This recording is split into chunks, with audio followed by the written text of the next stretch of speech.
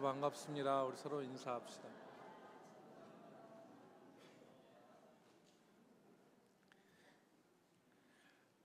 사람이 정체성이 희미해지면 혼란이 생깁니다. 자기 자신이 누구인지를 분명하게 알지 못하면 그 사람 삶에 혼란이 생기게 됩니다. 한 우화가 있는데 어떤 농부가 산에서 알을 하나 주었어요. 새 알을 하나 주어가지고 집에 가지고 와서 닭장에 넣어줬습니다. 근데 이 알이 독수리 알이었대요. 그래서 닭장에 이 독수리 알을 집어넣었더니 그 알이 부화해서 깨서 독수리가 거기서 나온 거예요. 근데 이 독수리가 어디 안에 있어요? 닭장 안에 있으니까 지가 닭인 줄 알고 일평생 땅만 보고 쪼기만 하고 닭으로 살았답니다. 힘센 날개가 있고 날카로운 부리가 있어도 자기가 독수리인 줄 모르고 닭으로 한평생 살았다는 우화가 있습니다. 사람의 자기를 인식하는 자기 정체성이 얼마나 중요한지를 깨닫게 하는 우화가 아닌가 싶습니다. 내가 나 자신을 누구로 생각하고 어떻게 생각하는지가 굉장히 중요하다라는 것이죠. 사람도 마찬가지입니다. 여러분, 한때 미국이 생기기 전에 아메리카 인디언들이 있지 않았습니까?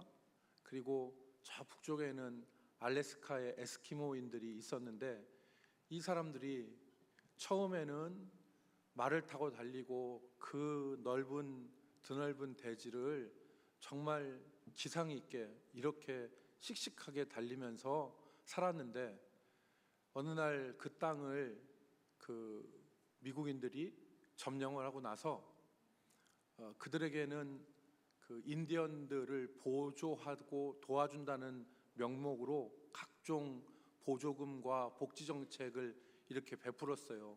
그랬더니 이 사람들이 어떻게 됐냐면 일을 안 해도 돈을 따박따박 주니까 어떻게 됐냐면 이 사람들이 일은 않고 술만 마시게 됐답니다. 그래서 알코올 문제, 건강의 문제, 그리고 그로 인해서 중독의 문제, 그리고 가정의 붕괴에 대한 문제, 이런 문제들이 마구 생겨난 거예요. 그래서 이 아메리카 인디언들은 자기 정체성을 잃고, 그들이 어떤 사람들이었습니까? 드넓은 대지를 높은 기상을 가지고 씩씩하게 활개치면서 살아가던 사람들인데 술병을 붙잡고 술에 쩔어서 알코올 중독에 빠지고 가정은 붕괴되어지고 하는 그런 문제가 생겨났다는 것입니다. 자기의 정체성을 잃으면 사람의 삶은 혼란스러워지는 것입니다. 내가 누구인지를 분명히 아는 것이 중요합니다. 여러분, 우리가 개인적으로 우리 삶에서 생명력을 잃어버리고 그리고 무기력한 것을 경험하고 혼란을 경험할 때가 있습니다. 많은 이유가 있겠지만 그 중에 중요한 이유 하나가 정체성의 혼란입니다. 내가 누구인지, 내가 어떤 사람인지에 대한 혼란이 삶의 혼란으로 이어지고 그것이 결국에는 무기력으로 생명력을 잃는 것으로 이렇게 나타나는 것입니다. 내가 그리스도인인지 세상 사람인지 이 정체성을 혼란을 갖고 오면 세상 사람도 아니고 그리스도인도 아니고 어중간하게 살게 되어지는 것이죠. 그래서 오늘 우리가 읽은 이 본문을 통해서 그리스도인은 어떠한 사람인가 하는 부분을 같이 나누고, 이 자리에 앉아있는 저와 여러분은 하나님께서 선택하신 하나님의 사람들입니다. 그래서 오늘 우리가 어떤 사람들인지를 다시 한번 분명하게 우리가 확신하는 시간이 될 수 있기를 주의 이름으로 축복합니다. 여러분, 오늘 우리가 읽은 디도서 3장 5절로 7절 말씀은 성경에서 구원이라는 것이 어떤 것인가를 가장 뚜렷하게 진술한 본문이에요. 디도서 3장 5절로 7절 우리가 읽은 본문은 구원이라는 것이 어떤 것인가를 정확하게 기록하고 있는 본문입니다. 그래서 이 본문을 통해서 오늘 우리가 우리의 정체성을 확인하고, 그리고 우리의 삶이 혼란과 무기력이나 생명력을 잃는 것이 아니라 확신 있는 삶으로 나갈 수 있기를 주의 이름으로 축복합니다. 저는 이번 주와 다음 주에 이 디도서 3장 5절로 7절의 말씀으로 그리스도인은 어떠한 사람들이다, 어떠한 사람들이라 하는 것을 4가지를 여러분들과 함께 나누고자 합니다. 그래서 오늘은 그 가운데 2가지를 같이 나누고자 합니다. 첫 번째는 그리스도인들은, 믿는 사람들은 어떤 사람이냐? 구원과 은혜의 사람들이라고 정의할 수 있습니다. 구원의 사람, 은혜의 사람, 이게 그리스도인이다. 그리스도인을 한마디로 얘기하면 구원의 사람이다, 은혜의 사람이다. 이게 가장 뚜렷한 그리스도인의 정의예요. 여러분, 오늘 본문 5절 말씀을 보십시오. 5절에 보면 우리를 구원하시되 우리가 행한 바 의로운 행위로 말미암지 아니하고 오직 그의 긍휼하심을 따라 중생의 씻으심과 성령의 새롭게 하심으로 하셨나니 그랬어요. 여기서 우리가 주목할 말씀은 우리를 구원하시되 라는 말씀입니다. 우리는 구원받은 사람들이에요. 구원의 사람인 것입니다. 근데 오늘 우리가 구원받은 사람이라는 말이 무슨 말인지 정확하게 다 붙잡지를 못하는 것 같아요. 교회에 오면 구원에 대한 많은 얘기를 하고 우리 자신들을 구원의 사람들이라고 얘기하고, 구원에 대해서 교회에서 하루도 한 주일도 구원에 대한 얘기를 안 하는 적이 없습니다. 그럼에도 불구하고 구원이 무엇이냐라고 얘기하면 똑 떨어지게 우리가 얘기하지 못하는 경향이 있습니다. 그래서 오늘 그것을 정리해 보겠습니다. 구원은 한마디로 얘기하면 건짐이라는 말입니다. 뭐라고요? 건진다는 뜻이에요. 건짐, 구출이란 말이 구원입니다. 여러분, 물에 빠져 죽을 사람을 수영을 못해, 이 사람이. 그런데 이 사람을 가만두면 이 사람 어떻게 됩니까? 죽어요. 여러분, 제가 초등학교 6학년 때 흑성리에 가서 물놀이 하다가 물에 빠져 죽을 뻔했습니다. 수영을 못하는데 갑자기 그 아버지하고 식구들하고 같이 물놀이를 갔는데, 이렇게 물가를 이렇게 한 이 정도 들어와서 물가를 갔는데 갑자기 발을 내디디니까 제 키의 한 3배가 되어지는 물 깊이가 갑자기 훅 내려가더라고요. 수영을 못했죠. 그래서 거기서 막 온몸에 힘을 줘서 막 살려고 악다구니를 쓰고 막 해도 수면 위에까지는 올라가는데 수면이 인접한 데서는 결코 못 올라가더라고요. 힘을 빼야 됐어요. 근데 힘을 마구 주니까 못 살죠. 그래서 저는 거기서 죽을 뻔했어요. 그리고 포기했습니다. 이제 내 생애는 여기까지인가 보구나, 그렇게 생각하고 이제 포기를 했어요.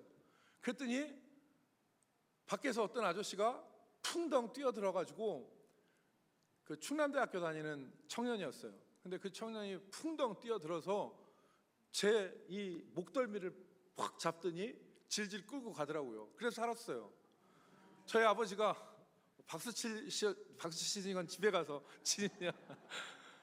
저희 아버님이 그 청년에게 너무너무 감사하셨어요. 제가 그래서 살았는데,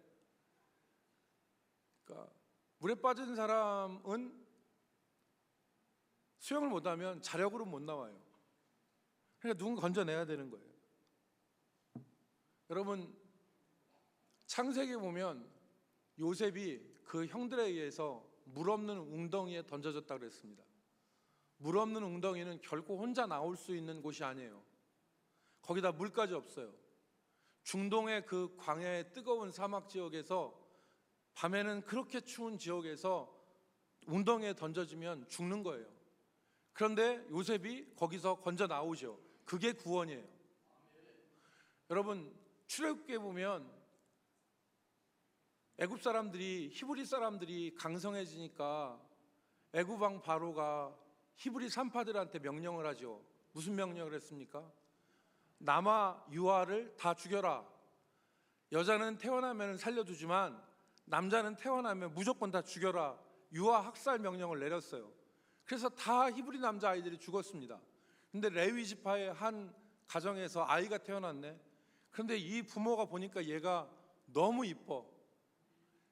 여기서 이쁘는 외모를 말하는 게 아니에요. 자기 새끼가 이쁜 거예요. 자기 새끼가 얼마나 예쁘겠어요. 그러니까 석 달을 숨겨서 키웠어요. 그런데 얘가 석 달이 지나니까 울음소리가 커져서 밖으로 나오니까 도저히 키울 수가 없는 거죠. 그래서 어떻게 했습니까? 갈대 상자를 만들었어요.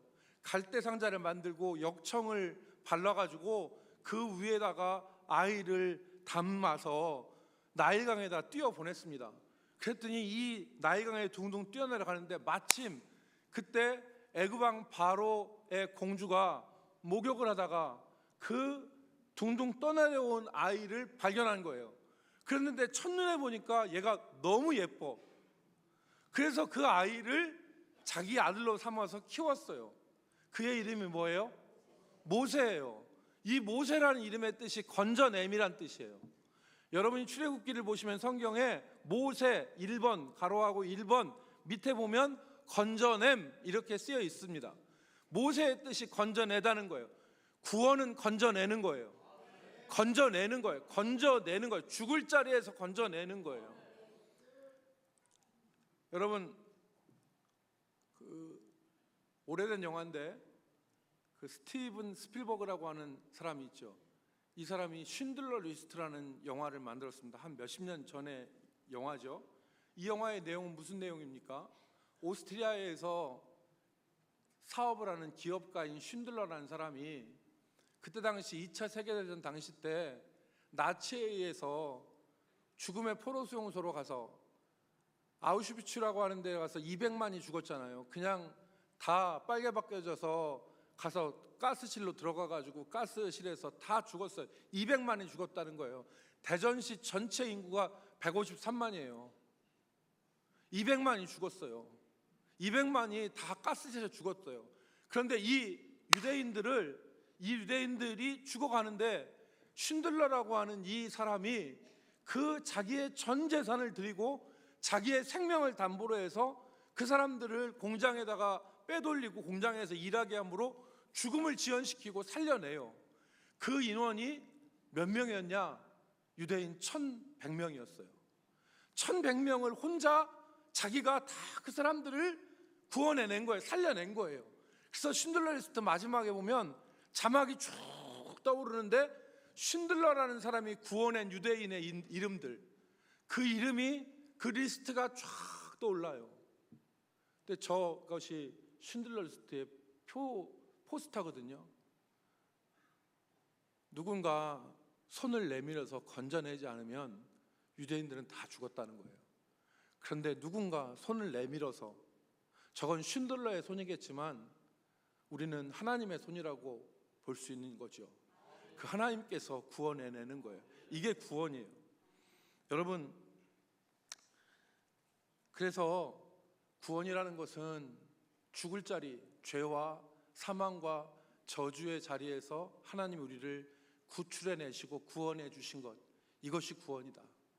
그래서 하나님이 우리를 죄와 사망과 저주에서 그 사슬을 끊고 우리를 건져내신 존재가 바로 누구다? 바로 나와 여러분이라는 사실인 것입니다. 그래서 로마서 8장 1절 말씀에 분명히 선언하죠. 그러므로 이제 그리스도 예수 안에 있는 자들에게는 결코 정죄함이 없나니, 2절, 이는 그리스도 예수 안에 있는 생명의 성령의 법이 죄와 사망의 법에서 너를 해방하였습니다. 해방하였습니다. 죄와 사망에서 건져내시고, 갈라디아 3장 13절에서는 예수 그리스도가 우리를 모든 인생의 저주에서 건져내셨다. 우리가 받을 모든 인생의 저주. 그래서 예수 믿는 사람들은 저주받은 사람이 아니에요. 예수 믿는 사람들은 저주할 사람이 아니에요. 갈라디아 3장 13절 뭐라고 했습니까? 그리스도께서 우리를 위하여 저주를 받은 바 되사 율법의 저주에서 우리를 어떻게 하셨으니? 속량하셨으니. 속량이라는 것은 노예를 자유인으로 풀어내는 걸 말해요. 우리를 속량하셨으니 기록된다. 나무에 달린 자마다 저주 아래에 있는 자라 하였습니다. 그리스도께서, 주님께서 우리를 대신하여 저주를 받으시고 우리를 죄와 사망과 저주에서 건져내신 거예요. 그러므로 고린도후서 5장 17절 말씀에 뭐라고 했습니까? 고린도후서 5장 17절 말씀에 그런즉 누구든지 그리스도 안에 있으면 새로운 피조물이라. 10년 전에 20년 전에 교회에 나와서 신앙생활을 한 사람이든 지난주에 등록했던 사람이든 지난주에 등록했던 황 선생님 같은 사람이든 누구든지 그리스도 안에 있으면 새로운 피조물이라. 이전 것은 지나갔으니 보라 새 것이 되었도다. 여러분, 오늘 하나님께서 우리를 죄와 사망과 저주에서 해방시키셔서 건져내신 사람들이 저와 여러분이라는 것을 굳게 믿으시기를 주의 이름으로 축복합니다. 놀라운 것은 이 구원이, 이 건져냄이 우리의 행위로 되어진 것이 아니라는 것입니다. 오늘 성경은 뭐라고 말씀하시냐? 이 구원이 우리의 의로운 행위로 말미암지 않았다고 말씀합니다. 우리의 행위로 된 것이 아니다. 그럼 무엇으로 됐느냐? 오직이라는 말을 썼어요. 오직 그의 긍휼하심으로 되었나니 그랬습니다. 오직 하나님의 긍휼하심. 이 긍휼하심 무엇입니까? 불쌍히 여기심, 사랑하심. 내 자식이 고생을 해요. 내 자식이 밥을 못 먹어요. 내 자식이 어려운 데서 힘들게 빌빌거리면서 살고 있어요. 그럼 속 편할 부모가 어디가 있습니까? 내 자식이 굶고 내 자식이 눈물 흘리면 그 자식에게 부모는 마음이 가는 거예요. 저절로 가지 않습니까? 그래서 어떻게든지 걔를 구원해 내려고 하는 게 부모의 마음인데 그게 긍휼이에요. 하나님이 우리를 긍휼히 여기셔서 오직 그의 긍휼하심으로 말미암아 우리가 죄와 사망과 저주에서 구원받은 것입니다. 우리의 행위가 아니라는 것이죠. 그 사랑, 그 긍휼의 대상이 누구다? 바로 저와 여러분이라는 사실입니다. 바로 그리스도인이라는 사실입니다. 하나님을 믿는 사람이라는 것입니다.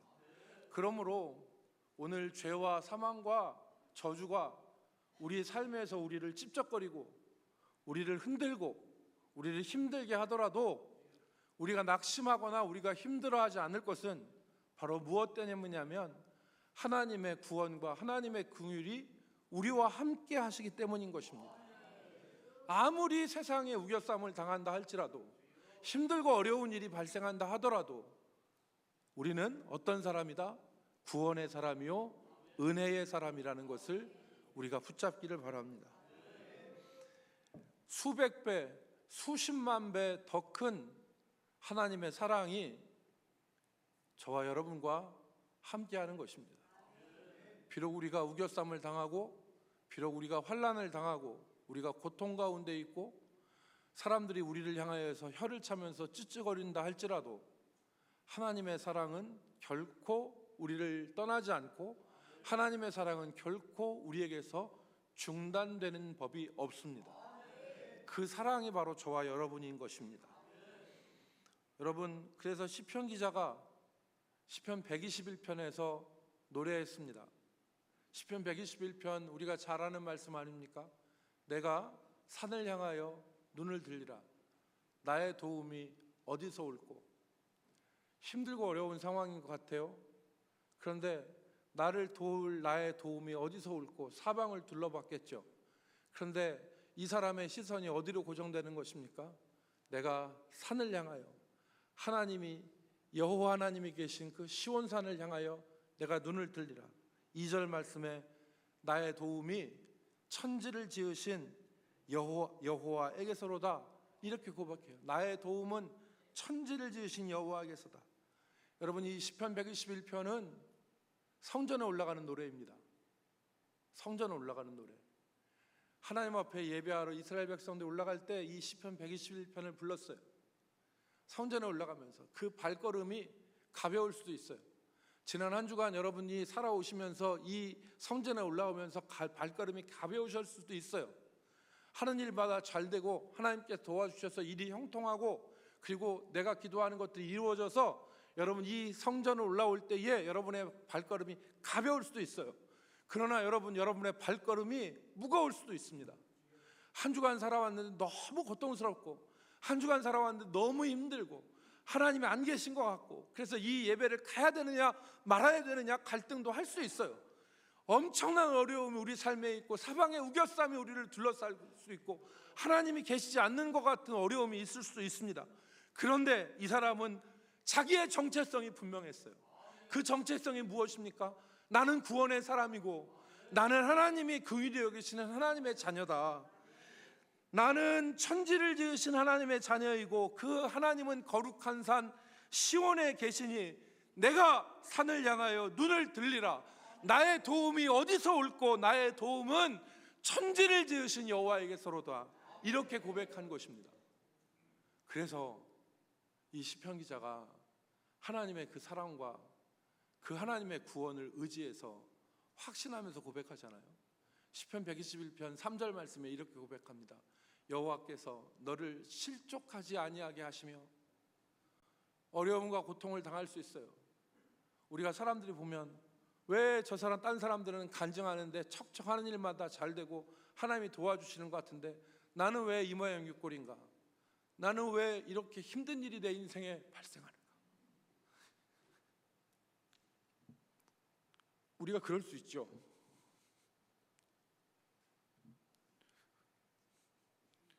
내가 힘들어서 이런 게 아니라 여러분들의 삶을 놓고 힘들어서 내가 지금 감정이입이 돼서 이러는 거예요. 그런 어려움이 있을 수 있어요. 그럴 때 이 사람은 자기가 누구인지, 자기가 어떤 사람인지를 확신하는 거예요. 그래서 하나님이 나를 넘어지게 하시지만 완전히 엎어지게 하시지는 않는다. 하나님이 나를 실족하지 않게 하신다. 하나님이 나를 지키시는 자가 졸지도 않으신다. 이걸 얘기한 겁니다. 그리고 5절부터 7절에 이렇게 고백해요. 여호와는 너를 지키시는 이시라.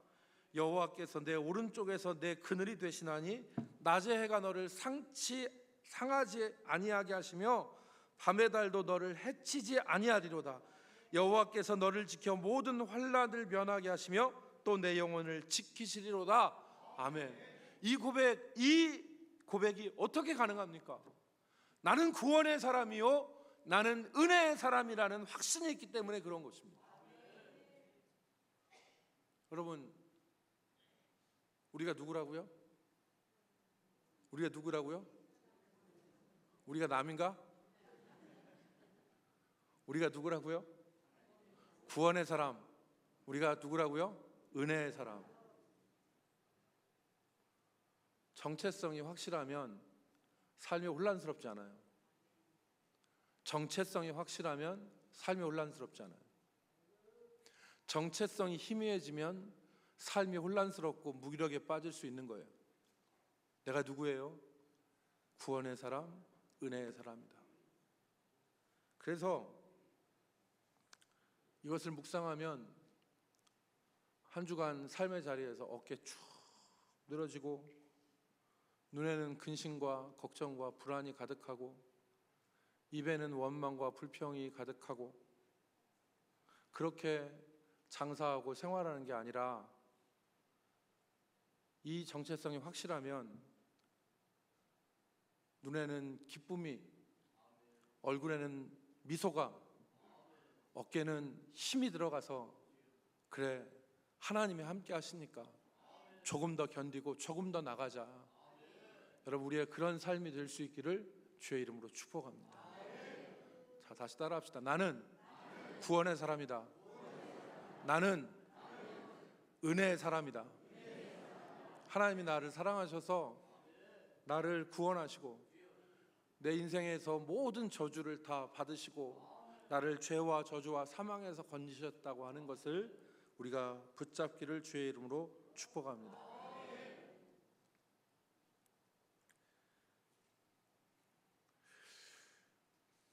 우리 가운데 이렇게 우리 성도님들 가운데 제가 이제 매일 이제 그 전사님들, 목사님들한테 신방보고서를 받아요. 신방보고서를 받으면 신방보고서를 요즘에는 뭐 워낙 발달했으니까 뭐 그 카톡으로도 받을 수 있고 하잖아요. 받는데 어떤 때 보면 신방보고서 읽기가 두려울 때가 있어요. 왜냐하면 신방보고서에 한 10개 중에서 9개는 힘든 소식이고 1개만 좋은 소식이에요. 거의 그 정도 되는데 어떤 때는 목사로서 신방보고서 읽기가 마음에 짐이 되는 경우가 많아요. 읽지 않아도 여기에 얼마나 많은 그런 무거운 얘기, 힘든 얘기, 어려운 얘기, 그런 얘기들이 들어있을까, 그런 상황인데, 그러니까 저는 읽기만 하지만 여러분은 그 일을 당하시고 현실에서 견뎌내셔야 되니까 얼마나 더 힘드시겠어요. 오늘 제가 드리고 싶은 말씀은 그러한 삶이라 할지라도 내가 누구인지를 분명히 우리가 붙잡고 이겨나갈 수 있기를 주의 이름으로 축복합니다. 두 번째, 하나님의 사람들은 변화의 사람들이다. 변화의 사람들이다. 고여있는 물처럼 그렇게 그대로 있는 사람들이 아니라 변화의 사람들이다. 오늘 5절 말씀에 보면 그 구원이, 우리의 구원이 중생의 씻음과 성령의 새롭게 하심으로라고 되어 있습니다. 3장 5절 말씀 다시 볼까요? 우리를 구원하시되 우리의 행한 바 우리의 의로운 행위로 말미암지 아니하고 오직 그의 긍휼하심을 따라, 우리의 의로운 행위가 아니라 하나님의 긍휼하심을 따라 중생의 씻음과 성령의 새롭게 하심으로 하셨나니 그랬어요. 여기서 중생의 씻음이라는 것은 새롭게 되기 위한 씻음, 거듭나기 위한 씻음입니다. 중생이라는 것은 다시 태어나는 거예요. 다시 태어나기 위한 씻음, 새롭게 나기 위한 씻음, 그거예요. 죄와 허물과 부정과 정욕과 악독한 것으로 가득한 우리 자신들이 씻어서 새 사람이 되는 것입니다. 마치 머리부터 발끝까지 오물로 뒤집어 써서 더러워진 사람이 물로 씻어서 새 사람이 되는 것처럼 하나님께서 우리로 다시 새롭게 되는 씻음을 허락하여 주시는데, 그것이 어떻게 가능하냐? 본문에는 성령의 새롭게 하심, 그 우리를 중생의 씻음과 성령의 새롭게 하심이라고 하였는데, 우리가 새롭게 되어지는 꼭 씻음을 받는 것은 어떻게 되는 것이냐? 성령의 새롭게 하심으로 가능하다. 어떤 사람이 하나님을 인정하고 예수 그리스도를 마음으로 영접하면 그 사람에게는 하나님의 영인 성령이 찾아옵니다. 그래서 그 안에 거하시는 것입니다. 그래서 이 성령이 우리를 씻으시고 우리를 거듭나게 하시고 우리를 변화시키시고 우리를 새 사람 만드시는 것입니다. 여러분, 이걸 믿으셔야 돼요. 이게 정말 기독교의 중요한 진리입니다. 다시 한번 말씀드릴게요. 어떤 사람이 하나님을 믿고 예수 그리스도를 사람의 몸을 입으신 하나님의 아들로 믿고 영접하면, 그래서 예수를 나의 구주, 하나님을 내 아버지로 영접하면 그 사람에게는 눈에 보이지 않는 하나님의 영 성령이 그 사람 가운데 들어오시고, 그 내주하시는 성령이 그 사람의 모든 죄를 씻으십니다. 죄와 더러움과 악독과 불의와 정욕과 탐욕, 모든 것들을 씻으셔서 새 사람 만드시는 거예요. 그래서 이 사람이 어떤 생각이 드느냐? 죄질 생각을 버리고 악한 생각을 버리고 하나님을 대적하여 자신의 욕심대로 살아가는 방식들을 내려놓는 역사가 그 마음속에서 일어납니다. 이것이 무엇이냐? 거듭남이에요.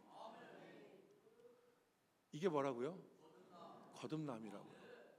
거듭남은 다른 데서 이루어지는 게 아니에요. 우리의 마음과 생각에서 일어나는 게 거듭남입니다. 여러분 거듭났죠? 예, 우리 일찍 믿으신 분들은 다 거듭나서 아멘 이렇게 씩씩하게 얘기하잖아요. 저도 거듭났어요. 근데 생각해 보자고요.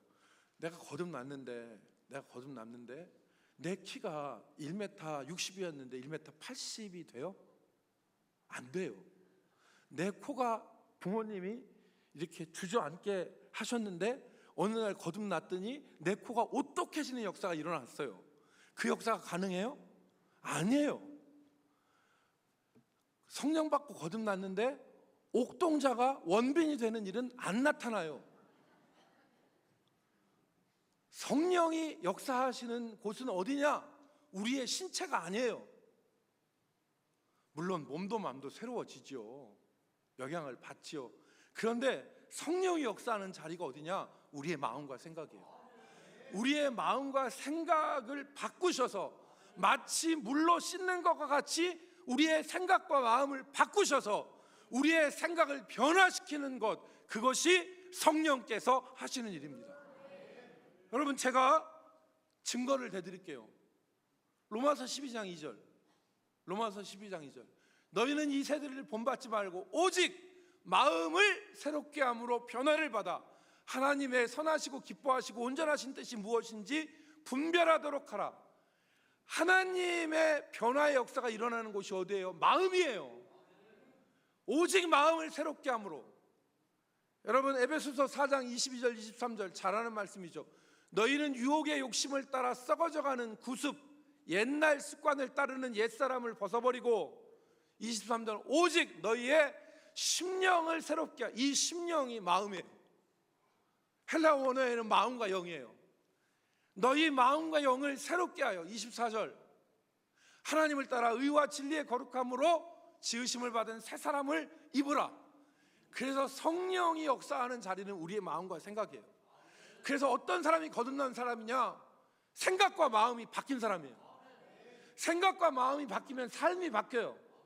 그런데 예수를 믿어도 생각과 마음이 변화되지 않으면 그건 거듭나지 않은 거예요. 여러분, 이 변화가, 이 마음과 생각의 변화가 사람을 복되게 하는 것입니다. 첫 단추가 잘못 끼워지면 아무리 단추를 잘 잠가도 옷을 바르게 입을 수 없어요. 우리가 그걸 아는 것처럼 어떤 사람이 그 마음의 중심이 변화되지 않으면 그 사람이 암만 아닌 것 같이 행동하고 꾸미고 해도 행동이 결국 드러나요. 그래서 마음가짐이 중요한 거예요. 사람의 마음이 변화되어지면 행동도 그렇게 변화되어지는 거예요. 그런데 사람이 마음이 안 변하면요, 아무리 다르게 애써봐도 안 변해, 사람은. 그래서 성령이 하시는 일이 뭐냐? 우리의 마음과 생각을 변화시키는 거예요. 우리의 마음과 생각을.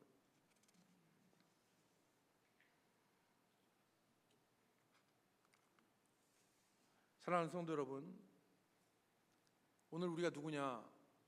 변화된 사람들이에요. 변화된 사람들. 성령께서 우리의 마음을 변화시킨 사람들.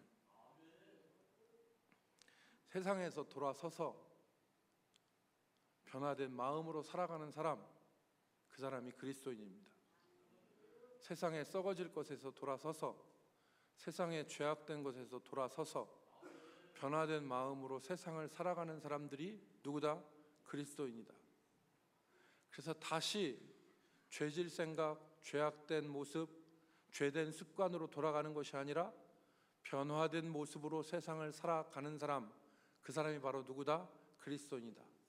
히브리서 6장 4절에 한 번 빛을 받고 하늘의 은혜를 맛보고 성령의 은사를 맛보고 선한 말씀과 내세의 능력을 맛보고도 타락한 자는 다시 회개하여 새롭게 될 수 없나니.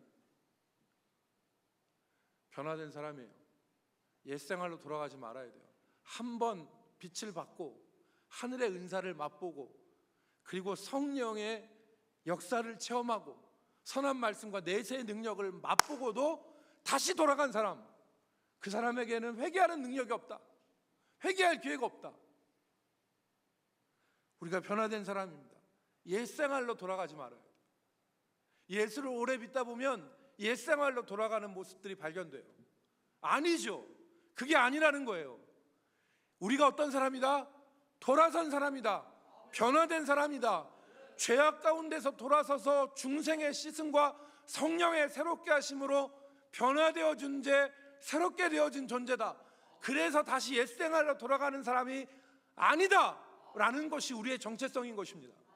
그걸 기억해야 되는 거예요. 이 정체성이 없으면 어떻게 하느냐? 은혜를 받고 다시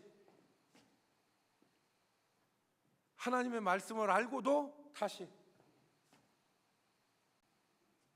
옛날에 우리 선배들이 이런 찬송을 했어요. 주님 뜻대로 살기로 했네. 주님 뜻대로 살기로 했네. 주님 뜻대로 살기로 했네. 뒤돌아서지 않겠네. 세상 등지고 십자가 보내. 세상 등지고 십자가 보내. 세상 등지고 십자가 보내. 뒤돌아서지 않겠네. 그리스도인 어떤 사람이다? 변화된 사람이다. 다시 돌아가는 사람이 아니다. 다시 돌아가는 사람이 아니다. 옛생활로 다시 돌아가는 사람이 아니다. 지난주에 새가족 수료식 7분 새가족 수료식을 했어요. 7분의 새가족들이 눈물을 흘리고 하나님 앞에 교회에 나와서 신앙생활하는 것을 감사하면서 우리가 새가족 수료식을 했는데 다시 돌아가면 안 돼요. 다시 돌아가는 것이 아니라 중생의 씻음과 성령의 새롭게 하심으로 우리를 구원하신 그 하나님의 은혜를 기억해서 나는 어떤 사람이다? 변화된 사람이다. 그 변화된 사람으로 살아가는 것입니다. 다시 옛생활로 돌아가고 썩어져가는 구습으로 돌아가는 것이 아니라 오늘 날 구원하신 그 하나님의 은혜로 새롭게 된 자로 살아가는 사람이 믿는 사람인 것입니다. 사랑하는 성도 여러분, 말씀을 정리하겠습니다. 골로새서 1장 28절로 29절 말씀에 이렇게 기록했습니다. 우리가 그를 전파하여 각 사람을 권하고 모든 지혜로 각 사람을 가르침은 각 사람을 그리스도 안에서 완전한 자로 세우려 함이니 이를 위하여 나도 내 속에서 능력으로 역사하시는 이의 역사를 따라, 누구입니까? 성령의 역사를 따라, 성령의 역사를 따라 힘을 다하여 수고하노라. 오늘 우리 성도들이 다시 옛생활로 돌아가는 것이 아니라 변화된 사람으로 살아가고 우리가 어떠한 삶의 자리와 처지에 놓인다 할지라도 하나님의 구원의 은혜와 사랑이 우리 가운데 함께 하심을 기억하며 힘있게 살아가는 우리 모든 성도들이 되기를 주님의 이름으로 축복합니다. 기도하겠습니다. 하나님 아버지, 하나님 아버지의 은혜가